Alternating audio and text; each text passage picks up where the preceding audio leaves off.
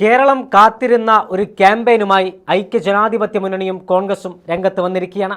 കഴിഞ്ഞ ദിവസം രാത്രിയാണ് കോൺഗ്രസ് നേതാക്കന്മാരുടെ ഫേസ്ബുക്ക് പേജിൻ്റെയും ഇൻസ്റ്റഗ്രാം പേജിൻ്റെയും എല്ലാം വാളിൽ ഒരു പ്രത്യേക സാധനം പ്രത്യക്ഷപ്പെട്ടത്. എന്താണെന്നല്ലേ? അമ്പലക്കള്ളന്മാർ കടക്ക് പുറത്ത്. അതാണ് ആ ക്യാമ്പയിൻ. കേരളത്തിൽ ഏറ്റവും കൂടുതൽ ഭക്തർ ഒരു സീസണിൽ വരുന്ന ക്ഷേത്രമാണ് ശബരിമല അയ്യപ്പ ക്ഷേത്രം. ധർമ്മശാസ്താവിൻ്റെ തിരുസന്നിധിയിലേക്ക് കേരളക്കാർ മാത്രമല്ല, കർണാടകയിൽ നിന്നും, ആന്ധ്രയിൽ നിന്നും, തെലങ്കാനയിൽ നിന്നും, മഹാരാഷ്ട്രയിൽ നിന്നും, തമിഴ്നാട്ടിൽ നിന്നും അടക്കം രാജ്യത്തിന് പുറത്തു നടക്കമുള്ള ആളുകൾ ഒഴുകിയെത്താറുണ്ട്. അവർ നിരവധിയായ വസ്തുക്കൾ അയ്യപ്പന് മുന്നിൽ കാണിക്കയായി നൽകാറുണ്ട്. അത്തരത്തിൽ കാണിക്കയായി നൽകിയ സ്വർണം വിറ്റ് പുട്ടടിച്ച സ്വന്തം കീശയിലേക്ക് വകമാറ്റിയ സർക്കാരിനെതിരെ ശക്തമായ പ്രതിഷേധമാണ് കോൺഗ്രസ് ഉയർത്തുന്നത്.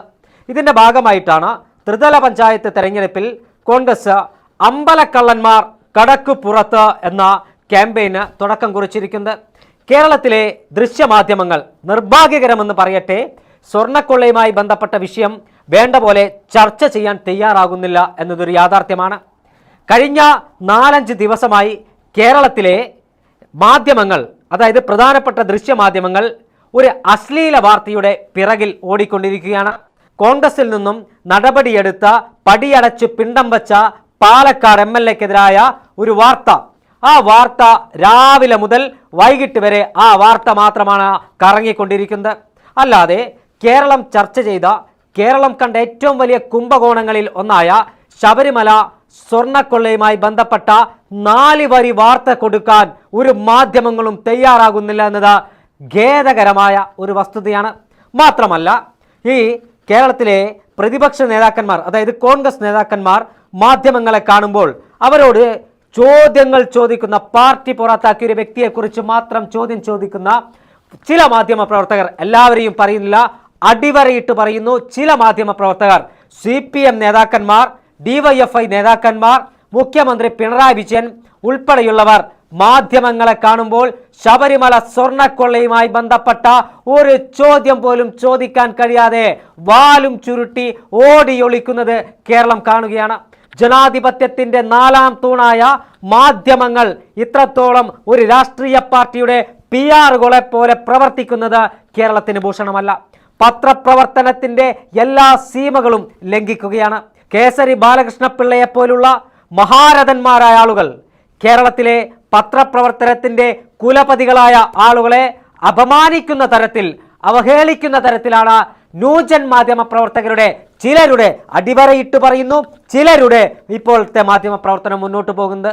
ഒരു രാഷ്ട്രീയ പാർട്ടിയോടുള്ള വൈരാഗ്യം തീർക്കാൻ ഇത്തരത്തിൽ മാധ്യമ പ്രവർത്തനം നടത്തുന്നത് ഭൂഷണമാണോ എന്ന് എല്ലാവരും ചിന്തിക്കേണ്ടതായിട്ടുണ്ട്. അതുകൊണ്ടാണ് ഇന്നത്തെ ജൻസി, അതായത് യുവസമൂഹം ഏറ്റവും കൂടുതൽ ഉപയോഗിക്കുന്ന നവമാധ്യമങ്ങൾ, ഇൻസ്റ്റഗ്രാം, ഫേസ്ബുക്ക് ഉൾപ്പെടെയുള്ള മാധ്യമങ്ങളിൽ കോൺഗ്രസ് വലിയ ക്യാമ്പയിനുമായി കടന്നു വരുന്നത്. അമ്പലക്കള്ളന്മാർ കടക്ക് പുറത്ത് എന്ന് പറയുമ്പോൾ ശബരിമല സ്വർണം കട്ട കേസുമായി ബന്ധപ്പെട്ട CPM-ന്റെ 2 പ്രധാനപ്പെട്ട ആളുകൾ ജയിലിലേക്കുള്ളിലാണ്. ഒന്ന് തിരുവിതാംകൂർ ദേവസ്വം ബോർഡിൻ്റെ പ്രസിഡന്റും ആയിരുന്ന A. പത്മകുമാർ ആണെങ്കിൽ രണ്ടാമത്തേത് മറ്റൊരു പ്രസിഡന്റ് ആയിരുന്ന N. വാസുവാണ്. കൂടാതെ CPM-ന്റെ സഹയാത്രികരായ മുരാരി ബാബുവും ഉണ്ണികൃഷ്ണൻ പോറ്റിയും ഇപ്പോൾ സ്വർണ്ണക്കൊള്ളയുമായി ബന്ധപ്പെട്ട ജയിലഴിക്കുള്ളിൽ കിടക്കുകയാണ്. അടുത്തതാരി എന്ന ചോദ്യം കോടതി പോലും ചോദിക്കുകയാണ്. ആ ഒരു പശ്ചാത്തലത്തിൽ പോലും സ്വർണ്ണക്കൊള്ളയുമായി ബന്ധപ്പെട്ട സർക്കാരിനോടോ CPM-നോടോ CPM നേതാക്കളോടോ ചോദ്യം ചോദിക്കാൻ പോലും മാധ്യമ പ്രവർത്തകർ തയ്യാറാകാത്ത സമയത്താണ്, അല്ലെങ്കിൽ അത് വാർത്ത കൊടുക്കാൻ പോലും ചില മാധ്യമ പ്രവർത്തകർ തയ്യാറാകാത്ത പശ്ചാത്തലത്തിലാണ് നവമാധ്യമങ്ങളിലെ ആ വലിയ ക്യാമ്പയിന് കോൺഗ്രസ് തുടക്കം കുറിച്ചിരിക്കുന്നത്. എന്തായാലും കേരളത്തിലെ വിശ്വാസ സമൂഹം, കേരളത്തിലെ എല്ലാ ആളുകളും ആ ക്യാമ്പയിൻ ഏറ്റെടുത്തിരിക്കുകയാണ്. ശബരിമല സ്വർണ്ണക്കൊള്ള മാത്രമല്ല, ദേവസ്വം ബോർഡിന് കീഴിൽ വരുന്ന മറ്റു പല ക്ഷേത്രങ്ങളിലും സമാനമായ കൊള്ള നടന്നിട്ടുണ്ടെന്ന് പകൽ പോലെ വ്യക്തമായി സാഹചര്യത്തിൽ പല ക്ഷേത്രങ്ങളിലെയും കൊള്ളയുമായി ബന്ധപ്പെട്ട വാർത്തകളടക്കം പുറത്തു വന്ന സാഹചര്യത്തിൽ കോൺഗ്രസിന്റെ ഈ ക്യാമ്പയിൻ കേരളത്തിലെ ജനങ്ങൾ ഏറ്റെടുക്കുമെന്ന കാര്യത്തിൽ തർക്കമില്ല. ശബരിമല സ്വർണം കട്ട ആളുകൾക്ക്, ക്ഷേത്രങ്ങളിലെ സ്വർണം കൊള്ള ചെയ്ത ആളുകൾക്കുള്ള മറുപടി ബാലറ്റിലൂടെ ഡിസംബർ 9-നും 11-നും ജനങ്ങൾ നൽകും. അതിന്റെ പരിണിത ഫലം ഡിസംബർ 13-ന് കേരളത്തിലെ ജനങ്ങൾക്ക് അറിയാൻ സാധിക്കും.